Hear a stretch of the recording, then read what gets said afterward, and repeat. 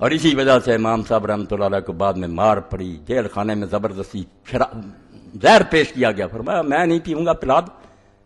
منہ کھول کر منصور کے لوگوں نے پلایا اور کوڑے مارے، امام کے بدن میں زہر اثر کر گیا، فرمایا مر جاؤں گا مگر میں یہ نہیں فتویٰ دوں گا کہ جو امت کے پوچھے بغیر زبردستی بیٹھ گئے ان کی بیعت ہے اور یہ خلیفے۔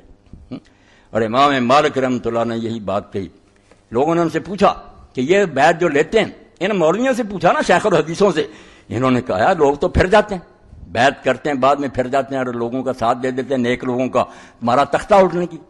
تو انہوں نے ایک حجاجی قسم نکالی، حجاج بن یوسف ظالم کے نام پر مشہور ہے، مولویوں نے بتایا کہ تم یہ قسم لیا کرو کہ میں بیعت کر رہا ہوں اس کی، اور اگر میں اس بیعت سے پھروں تو میری بیویوں کو طلاق، میرے غلام آزاد، اور میرا سارا مال اللہ کی راہ میں صدقہ، کہ یہ منواؤ اس سے تاکہ پھریں تو سب کچھ ہو جائے۔ اب امام مالک رحمۃ اللہ علیہ سے لوگوں نے پوچھا کہ یہ قسم لیتے ہیں عباسی؟ انہوں نے فرمایا یہ قسم کوئی قسم نہیں، اٹھا دیا کرو اور جب موقع میرے ان ظالموں کا تختہ ہو، ان کی بیعت کوئی بیعت نہیں اور نہ یہ قسمیں کوئی قسمیں، یہ زبردستی ہے۔ اسی لیے امام صاحب کو جو مار پڑی نا کہ فتویٰ دو کہ زبردستی کی طلاق، وہ طلاق کا مسئلہ نہیں تھا، حکومت کا مسئلہ تھا کہ اگر یہ بات ہوئی کہ طلاق المکرہ ایسا زبردستی سے اس طرح منوائی ہوئی طلاق نہیں ہوتی تو لوگ تو پھر جائیں گے، پھر جاتے تھے اور تختہ اٹھتے تھے۔ تو امام صاحب نے کہا یہ کوئی طلاق نہیں، پھر جائے گا۔ اس پر انہیں بھی بیچاروں کو مار پڑی، ان کے بازو نکل گئے۔ اس لیے سید ابو الحسن ندوی فرماتے ہیں مالک اور ابو حنیفہ سے بڑا امام اس امت میں کون ہے؟ جب انہوں نے فتویٰ دیا کہ مسلمان حکمران جو ان کے خلاف بغاوت کرو، سب لوگوں کے فتوے جھوٹے، فتوے ان کے سچے ہیں جو امام تھے پہلی صدی کے، جنہیں جو صحابہ اور تابعین سے ملے تھے، بالکل ٹھیک۔ تو کہتے ہیں قاضی ابوبکر جساد کہ یہ جاہل اہل حدیث جو پیدا ہوئے، جن کی وجہ سے امت میں نیکی کا حکم دینا اور برائی کا حکم، برائی سے روکنا ختم مٹایا انہوں نے کہ ظالموں کو کچھ نہ کہو، بیٹھے۔ امام احمد بھی کہتے تھے یہ عباسی ظالم جو ان کا ساتھ دو۔ ابن تیمیہ بھی ساری عمر یہ پرچار کرتے۔ یہ جو ابن حزم تھا نیک اللہ کا بندہ، جس نے کہا جب بھی کوئی عادل آدمی کھڑا ہو جائے اس حکمران سے زیادہ نیک تو زیادہ نیک کا ساتھ دو، وہ باغی نہیں، حکمران باغی، جو تخت پر بیٹھا باغی وہ ہے جو دین کو چھوڑے بیٹھا، اس کا ساتھ دو ریت میں سے جو اٹھا ہے مقابلے میں، وہ نیک اٹھا ہے اہل حدیثوں میں سے جس کی عالم محلہ میں یہ مسئلہ واضح، اور اس نے دلیلیں دی کہ کون اجماع کرنے والا فقیہ، حسین رضی اللہ عنہ سے ابن زبیر سے، اور جو مدینہ شریف سے اٹھے تھے صحاب الحرہ، صحابہ اور تابعین، ان سے بڑا کون فقیہ پیدا ہوا؟ وہ اٹھے نہیں تھے یزید کے خلاف، اور دوسرا کون ہو تم اس قسم کے فتوے؟ وہ نیک تھا، اسپین میں پیدا ہوا، حالانکہ بنو امیہ میں سے تھا، ظاہری، مگر اس نے کہا سب جھوٹ بولتے کہ ان ظالموں کو یہ پکڑا دو کہ تم حکمران ہو۔ یہ حکمران نہیں ہے، حکمران ہوا جن کو ہم چنیں گے، اپنے گھر سے پکڑ کر لائیں گے کہ ہم تمہیں حکمران بناتے ہیں، وہ ہوگا حکمران۔ وہ اگر ٹیڑھا بھی ہو جائے گا بعد میں، اگر پہلے ہی ٹیڑھا تو ہمارا انتخاب کرا، ہم نے بھی غلط چنا، اگر چنا ٹھیک تھا بعد میں غلط ہو گیا تو ٹھیک، دیکھیں گے کہ بہت دور تو نہیں نکل گیا، غلط باتیں اس کی نہیں مانیں گے مگر اصلاح کی کوشش کریں گے۔ یہ مسئلہ صاف کر لو، ورنہ صرف اتنی رعایت دیتے ہیں کہ جنہوں نے پہلے جہاد کیا یار ان سے غلطی ہوئی ہے مگر اللہ معاف کرے، اب جب پتہ چل گیا کہ بغاوت نہیں کر سکتا، اب جو کرے گا وہ مجرم، توبہ توبہ۔ تو ان کے لوگوں کو باغی کہتے ہو؟ باغی وہ ہیں جو تخت پر بیٹھے ہوئے شریعت کے خلاف کر رہے ہیں، انہوں نے شریعت سے بغاوت کی ہے، اٹھنے والے باغی نہیں۔ یہ حکمرانوں کی ڈکشنری ہے کہ رعایا کو باغی کہتے ہیں، دین میں باغی وہ ہے جو دین کو چھوڑے بیٹھا، خواہ وہ حکمران ہے خواہ رعیت۔ تو امام فرماتے ہیں جاہل اہل حدیثوں کی وجہ سے امت میں ختم ہو گیا یہ جذبہ کہ برائی سے ٹوکو اور نیکی کا حکم دو، حتی تغلب الظالمون علی امور الاسلام۔ یہ اینٹیری ہو گئی، کہتے ہیں اسی کا نتیجہ نکلا کہ ظالم جو ہیں اسلام میں وہ حکومتوں پر چھا گئے، اسپین سے لے کر انڈیا تک بیٹھے ہوئے ہزاروں سال تک راج کرتے رہے، لوگ صرف بیٹھے رہے، تماشا دیکھتے رہے، سلام کرتے رہے، ظالم مسلمان حکومتوں پر بہ گئے۔ فمن کان ھذا مذہب فی الامر بالمعروف والنہی عن المنکر کیف یری امامۃ الفاسق۔ وہ کہتے ہیں تم لگاتے ہو کہ ابو حنیفہ رحمۃ اللہ نے کیا کہ بدماش کی حکومت جائز ہے، جس کا مذہب یہ تھا کہ 50 نفلی حج کرنے سے بہتر ہے کہ ان ظالموں کے خلاف جو اٹھے ان کے ساتھ ان کا ساتھ۔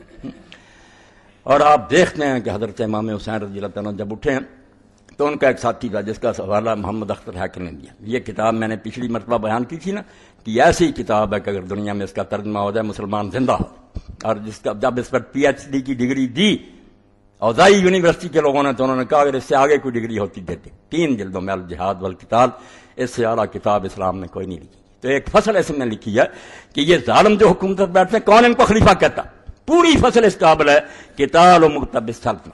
یہ آپ کربلا نہ سمجھیں صرف ایک قصہ نہیں، دین کی بنیادی بات ہے کہ آیا جو تخت سنبھال لے وہ مسلمانوں کا حکمران، قتال و مغتصب سلطت، کہ جو زبردستی حکومت چھینے مسلمانوں کے، اس سے جہاد لازم ہے، وہ ایک دن کے لیے ہمارا حکمران نہیں، اس سے حکومت چھیننی دین ہے۔ اس پر بحث کرتے جاتے ہیں اور یہی سمجھاتے ہیں کہ بھائی خلیفہ اور حکمران اس کو کہیں گے جو مسلمانوں کا چنا ہوا۔ آگے پھر دلیلیں دی ہیں، بحثیں کی ہیں، اور بعد میں پھر بتایا کہ یہ یزید جو کس نے اس کو چنا تھا، اس طرح میں نے بتایا 1,00,000 روپیہ عبداللہ بن عمر کو، عبد الرحمن بن ابی بکر کو بھیجا امیر معاویہ نے۔ بعد میں کہا یار یزید کی بیعت کرو، انہوں نے کہا ہمارا دین اتنا سستا، کچھ لوگوں کو تلواریں دکھائیں کہ جو نہیں مانے گا یہ علاج ہوگا، یہ بیعت نہیں جبر۔ بالکل اس کو بھی ثابت کیا کہ ایک دن کے لیے وہ حکمران نہیں ہے، مغتصب سلطنت، مسلمانوں کا اقتدار اس نے بزور تلوار چھینا ہے، اور اس کے لیے امت پر فرض تھا کہ وہ اس کو چھینے۔ اس لیے امام حسین کا جو ہے جہاد ہے جہاد، اور اس پر واقعہ لکھا ہے، انہوں نے تھوڑا لکھا مگر وہ حوالہ دیا کہ امام حسین رضی اللہ عنہ کے ساتھی کیا سمجھتے۔ تو حسین ابن علی رضی اللہ عنہ کے ساتھ جو لوگ لقتال قوات یزید ابن معاویہ المقتد بالخلاف الفاظ سنیں، 202 صفحہ ہے، فرماتے ہیں جو اس قوت کے ساتھ ظالم چھین کر بیٹھ گیا سلطنت، ہمیں اس سے بحث نہیں۔ یہ لوگ جو بے وقوف ہیں وہ شراب پیتا تو کوئی نہیں، میں نے کہا اگر وہ ابو بکر بھی ہوتا تو ظالم ہوتا۔ اس طرح حکومت سنبھالنے کا اسلام میں جواز نہیں، اس کے ذاتی کردار کی بات نہیں، خلاف آئین ہے یہ معاملہ۔ اس کو سمجھو کہ دین اسلام میں آئین کے اندر کسی کو اجازت نہیں کہ حکومت پر آئے جب تک امت نہ چنے اس۔ تو فرماتے ہیں یہ قوت کے ساتھ سلطنت کو جو غصب کر کے بیٹھا، اس پر اس کا نام نہیں لکھا، میں بتاتا ہوں۔ تو وہ آدمی تھا عبداللہ ابن عمر کلبی، یہ کوفہ کا تھا، جس کا وہاں ایک مکان تھا، بڑا امیر آدمی تھا، بیوی تھی اس کی ام وہب۔ اس نے دیکھا کہ لشکر جو ہیں وہ اکٹھے کیے جا رہے ہیں، اس نے پوچھا کہ یہ فوج کدھر بھیجی جا رہی تھی، لوگوں نے بتایا کہ یہ امام حسین رضی اللہ عنہ کے مقابلہ میں عبید اللہ بن زیاد بھیج رہا۔ تو اس وقت اس نے اپنے دل میں کہا جو انہوں نے لکھا واللہ لقد کنت علی جہاد اہل شرک حریصا، کہ اللہ کی قسم مجھے بڑا شوق تھا کہ میں مشرکوں سے جنگ کروں، کافروں سے جہاد کرنے کا مجھے بڑا شوق تھا۔ وَإِنِّي لَأَرْجُو أَن يَكُونَ أَلَّا يَكُونَ جِهَادُ هَؤُلَاءِ الَّذِينَ يَغْزُونَ ابْنَ بِنْتِ نَبِيٍّ أَيْسَرَ صَحَابًا مِنْ صَحَابِهِ يَا فِي جِهَادِ الْمُشْرِكِينَ۔ مگر اب مجھے اللہ سے امید ہے کہ مشرکوں کے ساتھ جہاد سے جو مجھے ثواب ملنا تھا اس سے زیادہ ثواب ہوگا جب میں ان ظالموں سے لڑوں گا جو اللہ کے رسول کی بیٹی کے بیٹے کے ساتھ لڑنے جا رہے ہیں، جو فرزند رسول کے ساتھ لڑنے کے لیے جا رہے ہیں، ان سے میں جہاد کروں گا تو وہ کافروں کی بجائے زیادہ مناسب۔ یہ ہے اصل دین جو گم کر دیا نا مولویوں نے فتوے دے دے کہ جو خبیث بیٹھ جائے حکمران ہے۔ اور وہ گیا پھر اپنی بیوی ام وہب کے پاس، اس نے کہا ام وہب سن لا، میرا تیرا بڑا پیار تھا مگر میں نے ایک فیصلہ کر لیا۔ یہ بات ہے کہ میں نے لشکر دیکھے ہیں، وہ ظالم جا رہے ہیں فرزند رسول کے مقابلہ میں، اب میں جا رہا ہوں۔ اس نے کہا اللہ آپ کا یہ فیصلہ آپ کو مبارک کرے، میں ساتھ جاؤں۔ لے گیا حضرت امام حسین رضی اللہ عنہ سے جا کر ملا، ساری بات سنائی۔ اب یہ لشکر میں جب گیا سر کاٹا، انہوں نے پھر بیوی کی طرف پھینک لیا، اس نے گود میں لیا، وہ ساری تفصیل آپ تبری میں پڑھ رہے ہیں، چوما۔ اس نے کہا اللہ تجھے جزائے خیر جو تیری نیت تھی وہ تو نے پوری کر۔ اس لیے اللہ کے بندو یہ پوری فصل جو ہے کیا کروں، یہ ساری جو ہے نا 160 سے 202 تک اس قابل ہے کہ کوئی اللہ کا بندہ اس کو چھپا دے، ورنہ مسلمانوں کو سمجھ نہیں آئے گی کہ ان کے ملکوں میں کیا ہو رہا، کیسے ڈاکو اور غاصب ہیں جو زبردستی حکومتیں سنبھالے بیٹھے ہیں۔ یہ فصل پوری چاہیے کہ یہ حکمران نہیں ہے، نہ ان کو کوئی امام کہے نہ خلیفہ کہے، وہ خلیفوں اور حکومتوں والی حدیثیں ان کے لیے نہ پڑھو اللہ کے لیے، یہ تو ظالم ہیں، آپ ان کو کیوں مدد دے رہے ہیں، کیوں وہ حدیثیں مسلمان غریبوں کے خلاف پڑھ رہے ہیں؟ اگر کوئی کوشش کرتا آپ کہتے ہیں باغی آپ جھوٹے ہیں جو دین کو نقصان پہنچا رہے ہیں، یہ حکمران نہیں، ظالم، ان کی حکومت ایک دن کے لیے صحیح نہیں۔ تو امام فرماتے ہیں اے ابو حنیفہ اس کو بدنام کرتے ہو جس نے زہر پینا قبول کر لیا، جیل میں کوڑے کھائے، مگر فرمایا نہیں میں ان ظالموں کا ساتھ نہیں دے سکتا۔ اور حضرت زید ابن علی امام زین العابدین کے بیٹے جب ہشام کے خلاف اٹھے، امام نے فرمایا کافروں سے جہاد کرنے سے زیادہ بہتر ہے کہ زید کا ساتھ، اور فرمایا اگر رسول اللہ نے اصحاب بدر کے بارے میں وہ شان نہ بیان کر دی ہوتی تو میں یہی کہتا کہ جو زید ابن علی کا ساتھ دیں گے ان کو وہی ثواب ہوگا جو بدر کی شہیدوں کا۔ امام ایسا غازی تھا، مجاہد تھا، یہی امام مالک تھا۔ یہ بعد میں ماریں کھا کر کانپ گئے کہ نہیں جو بیٹھ گیا، انہوں نے برباد کیا۔ یہ شکر ہے کہ بعد میں بھی ابن حزم رحمۃ اللہ علیہ نے اچھا لکھا، بہت اچھا لکھا کہ یہ کوئی خلیفہ نہیں، یہ میرے پاس کتاب جس کا میں نے ایک مرتبہ ذکر کیا تھا کہ اگر یہ کتاب مجھے نہ ملتی تو میں سمجھتا میری زندگی ضائع گئی۔ العواسم والقواسم، ایک اعلی واسم من القواسم ہے، وہ لکھی ہے قاضی بکر، وہ کچھ نہیں. یہ اعلی واسم والقواسم فی ضب عن سنت بالکاف. یہ مجھے وہاں فیصل یونیورسٹی سے ملی، وہاں میرے دوست سے بچہ لائبریری تھا. یہ ڈاکٹر حمید اللہ صاحب رحمۃ اللہ علیہ نے جو کتابیں دی تھیں اس کے فوٹو اسٹیٹ کرا کر بھیجی. سنت کے دفاع میں سے بڑی کتاب کوئی نہیں لکھی. اور امام شوکانی فرماتے ہیں یمن نے اسلام کو کچھ نہ دیا ہوتا سوائے اس کتاب کے، یہی کافی. سنت کا دفاع، حدیث پر جو حملے ہوئے. اب ان لوگوں نے، یمن کے لوگوں نے کہا ہے محمد بن ابراہیم وزیر کیسے اہل سنت کے مذہب کو مانتے پھرتے ہو، جو کہتے ہیں کہ ظالم بھی خلیفے اور یزید کے خلاف اٹھنے بڑے باغی ان میں شامل ہو گیا. اس نے پھر اہل سنت کی کتابوں میں پوری فصل لکھی کہ آپ نے اہل سنت کی کتابیں نہیں پڑھی، یہ بیوقوف اور نادان ہیں جو ایسی باتیں کہتے ہیں. یہ پڑھو امام ظہبی سارے ابن حزم، سب ملعون کہتے ہیں یزید کے اور سارے، کوئی خلیفہ نہیں. اور اس نے بچایا، ورنہ وہ یمنی لے گئے تھے کہ یہ اہل سنت کا مطلب ہے جو ظالموں کی حمایت کرتا. تو امام نے پھر اس پر لکھا، اور یہ امام ابن حزم رحمۃ اللہ علیہ کا حوالہ بھی دیا جو سارے لکھ لیتے ہیں فتح الباری میں ابن حزم کہ اجماع ہو گیا فقہ. اور کون سے اجماع جو جتیاں کھا کر مان گئے کہ جو بیٹھ جائے ٹھیک ہے. امام نے کہا، امام ابن حزم فرماتے ہیں ورایت لبعض من نسب نفسه للامامۃ والکلام فی الدین فصول ذکر فی الاجماع. 76 صفحہ اور جلد ہے اس کی 8. امام ابن حزم، آپ دیکھیں یہ نسلاً اموی ہیں، بنو امیہ سے، مگر عالم ہے، ظاہری ہے، کتاب و سنت کا دیوانہ تھا، عالم حلہ لکھی. وہ کہتے ہیں میں نے ایک شخص کو دیکھا جو اپنے آپ کو دین کا عالم کہتا ہے اور کتابیں لکھتا ہے. اس نے ایک کتاب لکھی ہے جس میں ذکر کیا اجماع کا کہ اجماع ہو گیا، ساری امت متفق. فاتا فی اب کلام اللہ سکتان لکان اسلم له فی اخرى. کہتے ہیں اس میں ایسی باتیں اس نے کہیں کہ اگر وہ اس سے خاموش رہتا، نہ لکھتا، تو اس کی عاقبت کے لیے اچھا ہوتا. اس نے اپنی عاقبت گندی کی وہ سے لے کر ایسی باتیں کی. بل الخرسکان اسلم له، بلکہ وہ گنگا پیدا ہوتا تو اس کے لیے اچھا تھا. ایسی کتاب لکھنے سے وہ گنگا رہتا. امام لکھتا ہے جس میں دین کی غیرت تھی. وہ شیخ الحدیث نہیں تھا کہ چندے لو ملوکیتوں سے اور کھاؤ، مدرسے چلاؤ اور کہو ملوکیت ٹھیک ہے. ملوکیت جو اسلام میں کہ در دینش ملوکیت حرام است. اقبال فرماتے ہیں اس نبی کے مانے جس کے دین میں ملوکیت کفر ہے. بندہ ملک بن جائے کہ میں بادشاہ ہوں تو مسکات میں ساتھ دیتے ہو. ظالم بادشاہوں کا پیسے کھاتے ہیں، ان سے فنڈ لیتے ہیں اور مدرسے چلاتے ہیں، ان کی حمایت کرتے ہیں. تو فرماتے ہیں اگر وہ گنگا ہوتا اچھا تھا. وہ ابن مجاہد البصری المتکلم الطائی للمقر. کون ہے وہ؟ ابن مجاہد، بصرے کا رہنے والا، متکلم، قبیلہ تیس. فإنه ذکر فی مدعا فی الاجماع. تو اس نے جو حوالے دیے ہیں کہ اس بات پر بھی علماء کا اتفاق ہے. اتفاق تو ہونا تھا، ڈنڈے پڑے سارے مان گئے. یہ قرآن حدیث کی بجائے بنا دیا، اینٹ ٹیڑھی کر دی. ان مجموعہ لا یخرج ائمۃ الجور. کیا مسئلہ لکھ لیا؟ توبہ توبہ، دین کو چھری پھیر دی کہ اس پر اجماع ہو گیا امت کا کہ ظالم حاکم جو جی چاہے کرے ان کے خلاف نہیں اٹھنا. اس کو ابن حزم کہتے ہیں کاش یہ گنگا ہوتا، نہ کتاب لکھتا، اس کی عاقبت سنور جاتی. فاستعظمت ذلک. تمام فرماتا میں کانپ گیا یہ مسئلہ دیکھ کر، میرے رونگٹے کھڑے ہو گئے کہ ظالم دین کو ذبح کر دیں، کہ ظالم بیٹھ جائیں ان کے خلاف نہ اٹھو. والامری انه لازم ان يكون قد علم ان مخالف الاجماع کافر. اور اللہ کی قسم اس سے بڑا جرم مجھے یہ نظر آیا کہ اس کو یہ بھی نہیں پتا کہ اگر اجماع ہے تو جو اجماع کے خلاف کریں گے تو کافر ہو جائیں گے. اجماع چھوٹی بات ہوتی ہے کہ سارے عالم متفق ہیں، پھر جو اس سے باہر نکلے مسلمان رہے گا کافر ہو جائے گا. فیلقی هذا الناس، لوگوں کو لے کر دیے. وقاد علم ان فاضل صحابہ وبقیت السلف یوم الحرہ خرج ولا یزید ابن معاویہ. کہتا ہے اس کو پتہ نہیں تھا، مولوی بنا پھرتا تھا کہ حرہ کے دن پورا مدینہ سارے صحابہ اور تابعین جو زندہ تھے وہ یزید کے خلاف اٹھے ہی نہیں اٹھے. تو اجماع اگر ہے تو کافر ہو گئے سارے.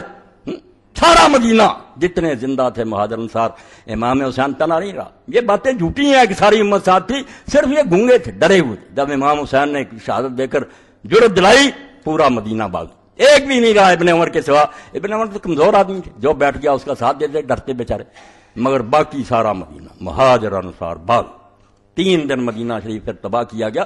چلو ان بیچاروں کس میں شاد دی. تو فرماتے ہیں یہ مولوی جو تھا ابن مجاہد تائی، اس کو پتہ نہیں تھا کہ افاضل صحابہ جو چوٹی کے صحابہ تھے، وبقیت السلف، اور جو نیک لوگ زندہ تھے اس یوم الحرہ اور مدینے والی جنگ میں کربلا کے بعد خرج ولا یزید ابن معاویہ وان ابن زبیر ومن تاب من خیار الناس خرج ولا.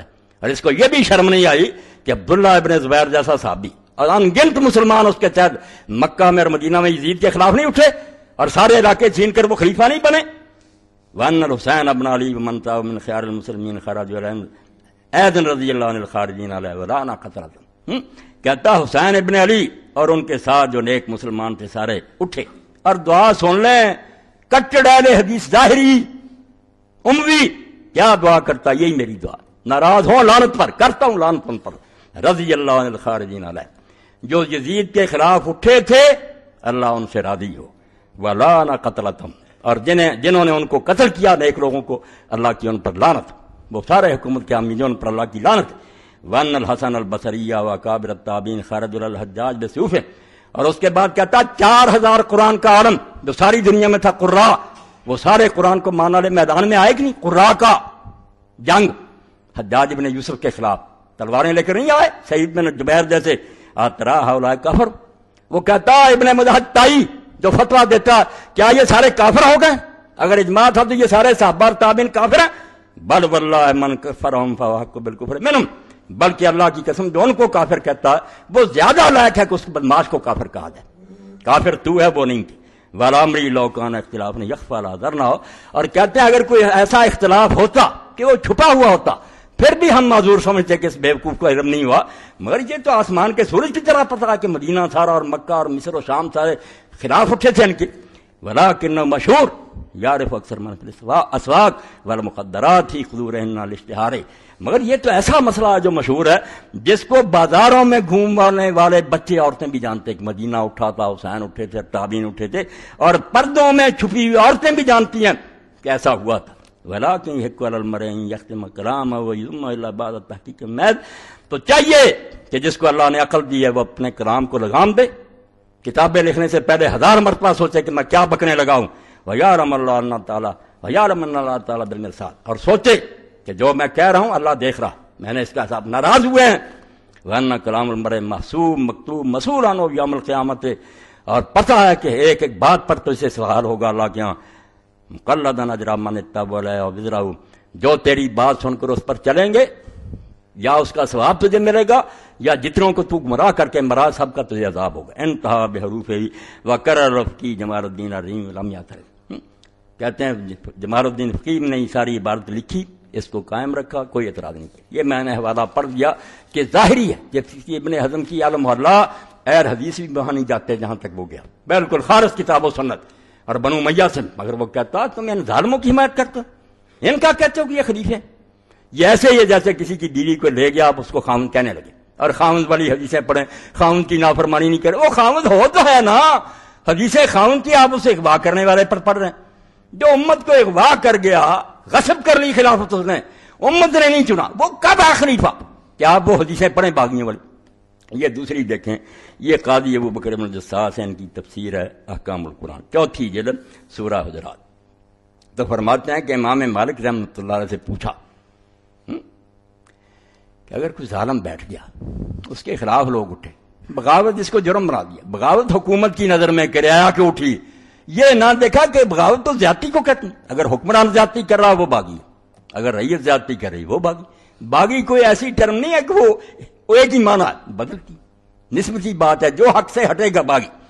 وقد روى ابن القاسم عن مالک، یہ 1709 سوال، چوتھی ام مالک اذا خرج على الامام العدل خارج وجب الدفع علیہ مثل عمر بن عبدالعزیز، امام مالک نے فرمایا اگر تو کوئی حکمران ہے عادل عمر بن عبدالعزیز جیسا، پھر کوئی خبیث اٹھتا اور امت میں گڑبڑ ڈالتا تو پھر فرض ہے کہ لوگ اس عادل حکمران کا ساتھ، اس خلیفہ کا ساتھ دیں، اس ظالم کا سر کچلیں۔ فاما غیر فدا ينتقم اللہ من ظالم مثل، اگر کوئی ظالم ہے اور ظالم ہی اٹھ کھڑا ہوا ہاں تو پھر کسی کا بھی ساتھ نہ دیں، اللہ کو نبٹنے دیں کہ وہ ظالم سے ظالم کو جوتیاں مروا رہا ہے، آپ تماشا دیکھیں، ہاں ظالم ہے تو ظالم سے بہتر ہے۔ ثم ينتقم من كليهما، پھر اللہ ان دونوں سے بدلہ لے گا قیامت کے۔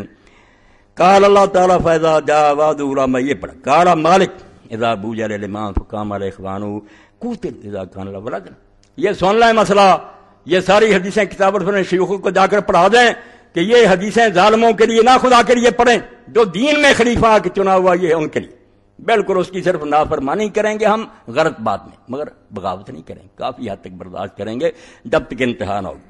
تو امام مالک فرماتے ہیں جب کسی امام کی بیعت ہو جائے، بیعت آپ نے کئی خطبوں میں سنا ہے، اس کا نام نہیں کہ میں کوشش کروں گا لوگوں سے ریفرینڈم کرا لوں، یہ تو پتہ کہ ڈنڈا ہے، لوگ بیٹھے ہوئے اوپر، لوگ دیں گے ووٹ، بے شک 10% آئیں، فرض کر لیا جائے گا کہ 99% آئیں. ہم دیکھتے ہیں نا یہ تماشے. یہ نہیں بیعت وہی ہے کہ سارے گھر میں بیٹھے ہیں، کسی کے پاس حکومت نہیں ہے، لوگ خود جا کر کہتے ہیں ابو بکر ہم آپ کو حکمران بنائیں. یہ بیعت کہ لوگ سودا بیچتے ہیں کہ ہم نے اپنی جو امانت تھی وہ آپ کے سپرد. فرمایا جب خلیفے کی بیعت ہو جائے تو پھر اس کے بھائی اس کے خلاف اٹھ کھڑے ہوں تو جنگ کی جائے گی ان بھائیوں کے خلاف. اگر پہلا آدمی عادل ہوگا، پہلا حکمران عادل ہے نا، خام خواہ یہ اٹھ کھڑے فاما ہؤلاء فلا بیعۃ لهم اذا كان بوجھل الخوف. اور اگر یہ لوگ جو ہیں اپنے زمانے کے کہا بنو عباس بیعت وہ بھی لیتے تھے، بیٹھ گئے لو بیعت. کس کی موت آئی ہوئی کہ بیعت نہ کرے؟ ہاں جی ہاں جی ہاں جی ٹھیک ہے ٹھیک ہے ٹھیک ہے. ضمیر بیچنے والے تو ہر زمانے میں. تو امام مالک فرماتے فاما ہؤلاء فلا بیعۃ لهم. یہ ہمارے زمانے کے جو ہے نا منصور صفا وغیرہ، ان کی بیعت کوئی بیعت نہیں ہے. بے شک ہاتھ میں ہاتھ لے لیں لوگوں سے منع، یہ بیعت کوئی نہیں. اذا کان بوجھل الخوف، ان کی بیعت لوگ خوف کی وجہ سے کرتے، ڈر سے وہ کرتے ہیں. یہ وہ بیعت نہیں ہے جو رضامندی سے ہوتی. تو یہ بھی بحث میں نے پڑھ دی کہ ظالم جو ہے نا ان کے خلاف اٹھنے والا جو ان کا ساتھ دو بشرطے کہ وہ عادل ہو، دوسرا جو ہے وہ جھوٹا، وہ حکمران بھی اس کا کوئی حق. یہ ہیں امام ابن حجر، یہ لکھتے ہیں 12ویں جلد فتح الباری. اب اس میں باغیوں کے بارے میں لکھتے ہیں، یہ پڑھ لیں، یہ سب ان کے پاس ہے، پڑھتے نہیں، فیصلے گھر میں بیٹھے کر لے ہیں کہ نہیں وہ حکمران جو تھا ان کا چچا ہے نا جو حکومت پر بیٹھ جائے اور اللہ کے بندے مر جائیں ولی صاحب بھی، وہ باغی. تو امام فرماتے ہیں یہ 285 اور 286. تو فرماتے ہیں رہنمائی قسم ہے کہ 2 قسم کے لوگ حکومت کے خلاف اٹھتے ہیں. ایک وہ ہیں جو بالکل مرتد ہوتے ہیں اور دین سے نکل جاتے ہیں، جیسے حضرت ابوبکر کے خلاف اٹھ کھڑے ہو کہ زکوٰۃ نہیں دیں گے. وَالثَّانِي مَنْ خَرَجَ فِي طَلَبِ الْمُلْكِ لَا لِلدُّعَاءِ إِلَىٰ مُعْتَقِدٍ. ایک دوسرا گروہ ہے جن کا کوئی نیا عقیدہ نہیں ہوتا، کوئی نیا ایمان نہیں ہوتا، وہ بھی مسلمان ہی ہوتے ہیں مگر وہ حکومت کے لیے اٹھتے ہیں. یہ کہتے ہیں سیاسی تھا تو کیسا جادو سر پر چڑھ گیا کہ سیاست نہیں تو اسلام ہے کس کا نام. آپ بڑے فخر سے کہتے ہیں کہ امام حسین کا جھگڑا سیاسی تھا. دین ہوتا شرم سے ڈوب مرتا. جس دین میں سیاست نہیں وہ ہندوازم ہے، وہ عیسائیت ہے، بدھ مت ہے، اسلام نہیں. اسلام میں تو پہلی بات ہی ہے کانت بنو اسرائیل تسوسہم الانبیاء کہ انبیاء بنی اسرائیل سیاست کرتے تھے، حکومت کی بھاگ دور نبیوں کے ہاتھ میں ہوتی تھی. اب حضور نے فرمایا نبی نہیں آئیں گے خلفاء ہوں. یہاں سیاست عبادت مکاری نہیں ہے، ملک کا انتظام اللہ کے قانون کے مطابق چلانا نماز روزے سے بڑی عبادت، امت کو ٹھیک لے کر چلو. ہم اللہ کس میں نے ہے. تو فرماتے ہیں یہ سلطنت کے لیے جو اٹھتے ہیں یہ بھی 2 قسم کے. قسمن خرج غضب الدین میں اجل دول الولاد ترک عمل بسنت نبویہ فاولئک الحق. یہ ایک چھتری کافی ہے، سارا کربلا آ گیا اس میں. پہنچا دو ہر شیخ الحدیث تک کہ اگر بخاری پڑھتے ہو نکالو فتح الباری. فرماتے ہیں ایک گروہ ہیں جو نکلے ہیں سلطنت کے لیے مگر اپنے لیے نہیں، وہ اقتدار اس لیے نہیں چاہتے کہ عیش کریں گے. معلوم غضب الدین، انہیں دین کا جوش آیا ہے من اجل دور الولاد، کیونکہ حکمران جو ہیں وہ غلط ہو گئے، حکمران ظالم ہو گئے، دین چھوڑ دیا انہوں نے. ترک عمل بسنت نبویہ، اور اللہ کے نبی کی سنت پر عمل کرنا انہوں نے چھوڑ دیا. اس لیے یہ بیچارے اٹھے ہیں کہ ہماری زندگی میں اللہ کے رسول کے دین پر عمل تم نے چھوڑ دیا. یہ کون ہے پھر؟ یہ باغی ہیں. فہؤلاء اہل حق، یہ باغی نہیں ہیں، یہ حق والے.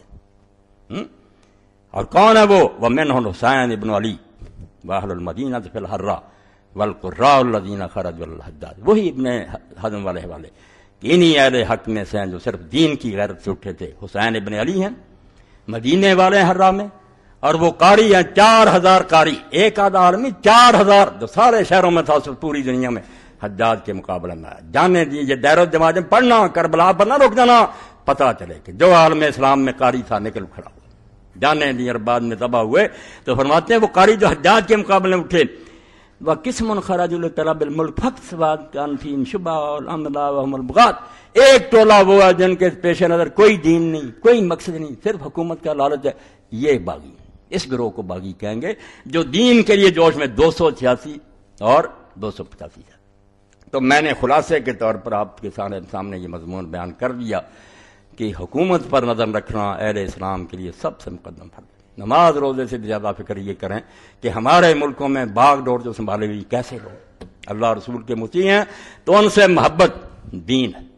ان کے لیے دعائیں مانگنا، ان کی خیر خواہی، ان کے حق میں یہ دعائیں کہ اللہ انہیں کامیابی لازم. اور اگر وہ ظالم ہیں ہم ان سے بغض کریں گے. حدیث پاک بغض کرو، ان پر لعنت کرو. اللہ سے دعائیں کرو کہ اللہ ان ظالموں سے جان چھڑاوے، اور جہاں تک ہو سکے ان کا کوئی ساتھ نہ دو. یہ دین ہے بالکل، یہ خلاصہ ہے. ورنہ فقہ اور حدیث کے دفتر اس پر ڈھیروں، مگر غلط ہو جانے کی وجہ سے یہ فصل جو میں نے بیان کر دی نا، یہ ترجمہ کرا دو اللہ کے بندو. یہ 40-50 صفحے جائیں واضح کر دیا اس نے کہ حکمران سمجھو تو صحیح ہوتا کون ہے. جو تخت سنبھالے وہ حکمران، جو زبردستی چھینے گا وہ خلیفہ نہیں ہے، نہ اس کے لیے کوئی حدیث ہے، وہ ظالم ہے. اس سے حکومت چھینی فرض ہے، بغاوت نہیں ہے، عبادت. صرف دین والا جو ہے اس کے خلاف نہیں اٹھنا، اس کا ساتھ دینا، اس کا مدد کرنا، اس کی حمایت کرنا، یہ بالکل دین اسلام. باقی وہ بات بھی آپ ذہن میں رکھیں. کتاب میں لوگ لکھتے ہیں، حوالے دیتے ہیں کہ لو جی اس کے ساتھ جہاد کے لیے کیوں گیا پھر اگر وہ برا تھا. صحیح بخاری دیکھ لیں، ابو داؤد دیکھ لیں. یہ تو اللہ کے رسول نے مہربانی فرمائی کہ ہمارا کام رکا نہیں. فرمایا امام بر بھی ہوگا یا فاجر ہوگا، حکمران نیک ہوگا یا بدماش ہوگا، جہاد نہ روکنا. تم نہ دیکھنا وہ جہنم میں جائے، تم نیت نیک سے جہاد کرنا.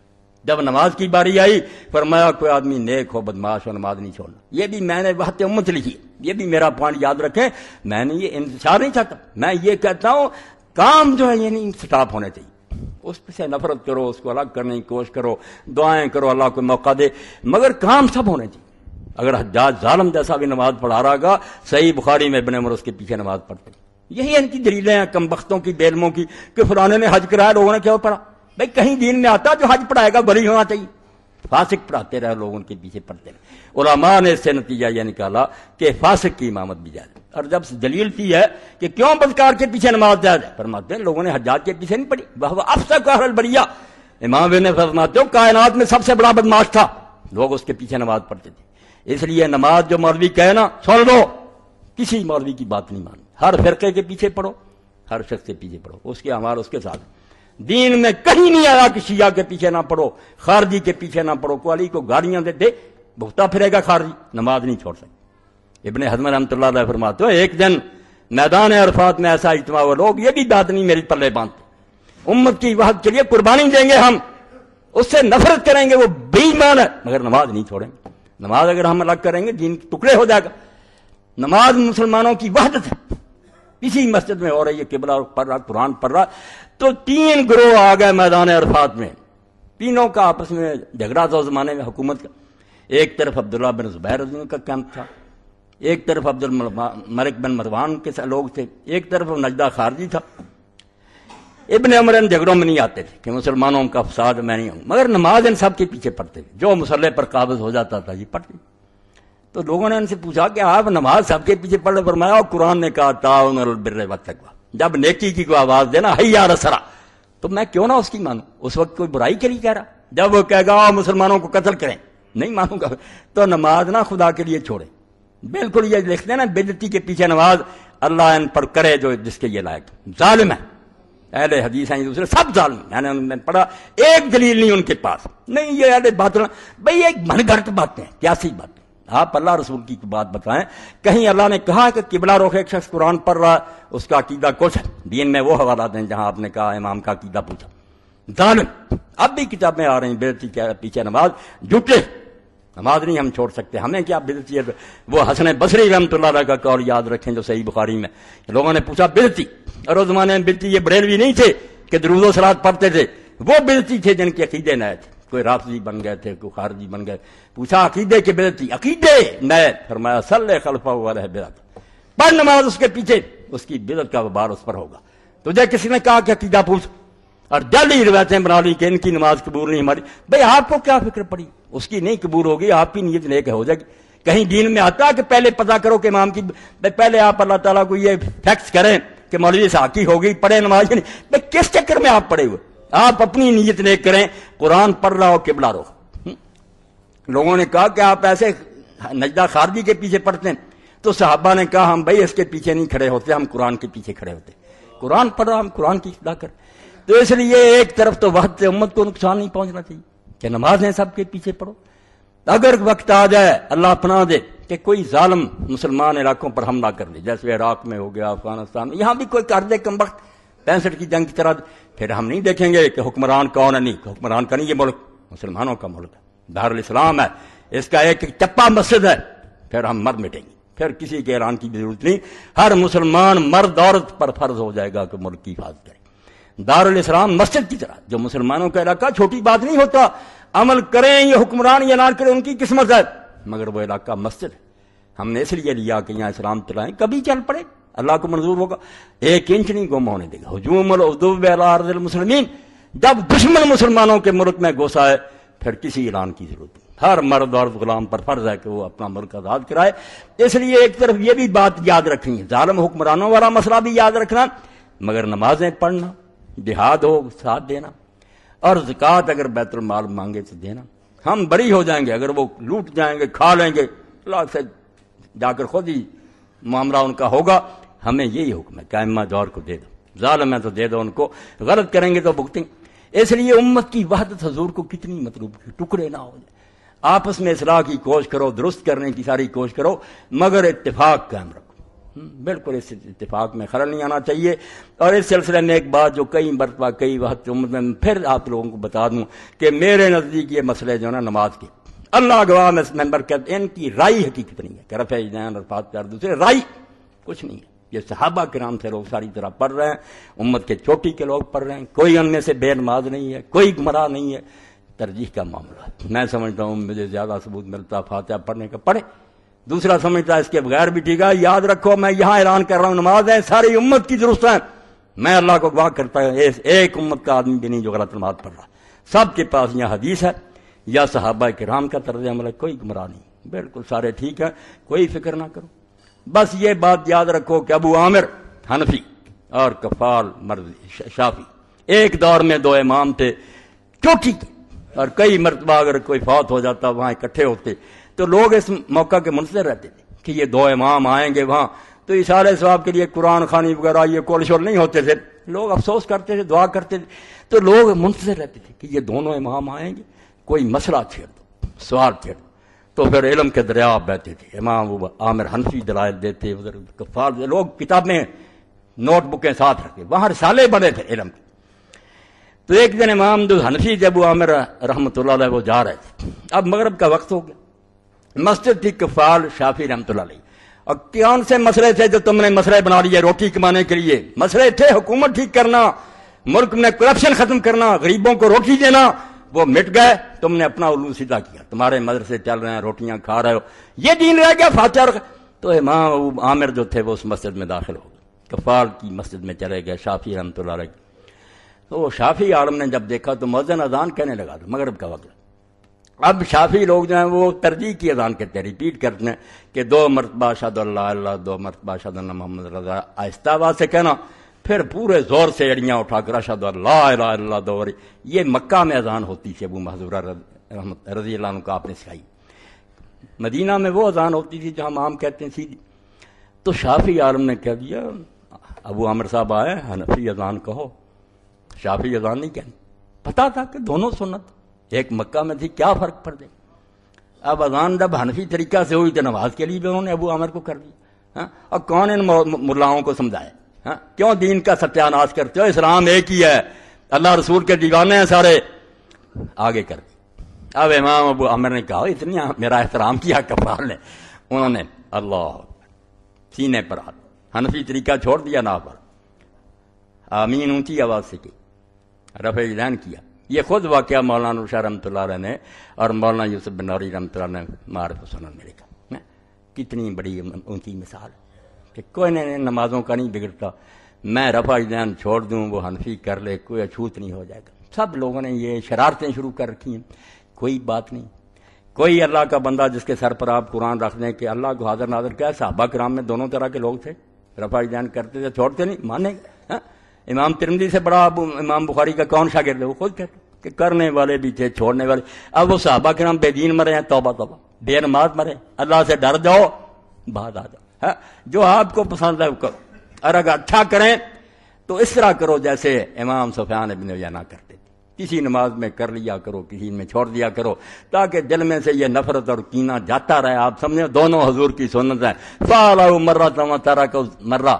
شاہ ولی اللہ فرماتے ہیں کبھی حضور کسی نماز میں کر لیتے تھے، کسی والکل سنہ، دونوں ہی سنتیں، بلے کل نسل اصیل، دونوں کی بڑی گہری بنیادیں ہیں، مگر فرقہ پرست مولوی یہ بات نہیں کہے گا۔ ملا یہ جس کو کہتے ہیں نا، ہے دونوں نے گالی بنا لی مگر بات ٹھیک ہے، ملا یہی ہے، تعصب ہے، تشدد ہے، دوسروں کو مسلمان نہ سمجھیں۔ تو اللہ کے لیے یہ اس سال کا میرا آخری خطبہ تھا اس خلافت کے بارے میں۔ اللہ تعالیٰ مجھے اور آپ سب کو خیریت سے رکھے اور حکومت اسلامیہ کے لیے ہمارے دلوں میں تڑپ پیدا کرے۔ آپ اپنی نمازوں میں روئیں کہ اللہ وہ دور آئے رسول اللہ کا، ابو بکر عمر کا، عثمان علی کا، ایسا دور جس میں خلافت راشدہ ہو، خلیفہ پھٹے کپڑے پہنے، لوگوں کے مکان اچھے ہیں اس کا گھرا ہوا، وہ رات کو گھومے کہ غریبوں کی خبر لے، وہ بابرکت دور زمین پر آ جائے، واشرقت الارض بنور ربہا، اور یہ زمین اللہ کے نور سے چمک اٹھے، جلوے چمکے، غریبوں کو بھی جنت مل جائے۔ اس کے لیے کوئی کوشش کرو جو اصل دین ہے۔ یہ چھوٹے چھوٹے مسئلے کوئی نہیں، یہ وقت گزاری کے لیے اپنی دکانیں چمکانے کے لیے ہیں۔ وآخر دعوانا الحمدللہ رب العالمین وصلی اللہ تعالی علی خیر خلقہ محمد وآلہ وصحبہ اجمعین۔